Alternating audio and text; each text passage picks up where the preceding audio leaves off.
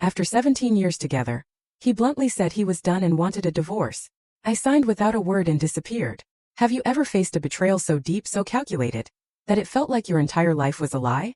My heart was a drum against my ribs as I stood on Malibu Beach, sunglasses hiding my eyes, watching my ex-husband celebrate his engagement. This was our beach, the very sand where we'd exchanged vows 17 years ago.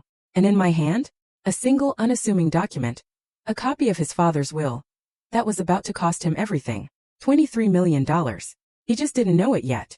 I adjusted my sunglasses, the sun glinting off the lens, and started walking towards those pristine white pavilions.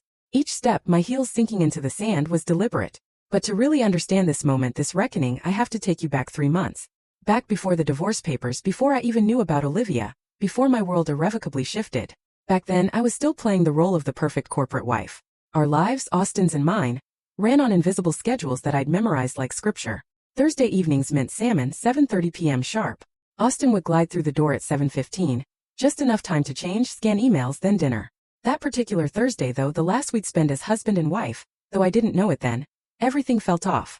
I smelled his new cologne first. It was aggressive, loud, announcing his presence rather than complimenting it. For 15 years, it had always been the woody scent I'd bought him.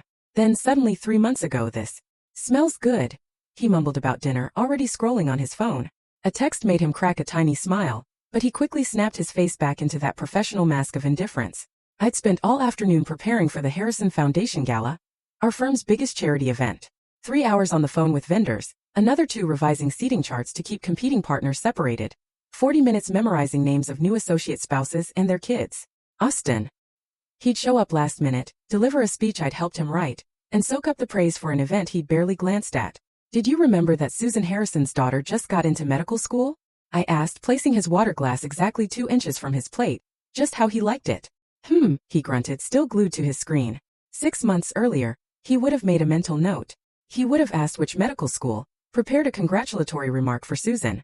These meticulously maintained relationships had launched his career, made him a senior partner.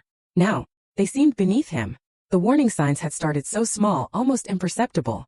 First, the gym membership. Austin had spent our entire marriage mocking men who wasted billable hours exercising. Full story on the channel. Link below. Click now and watch what happened next.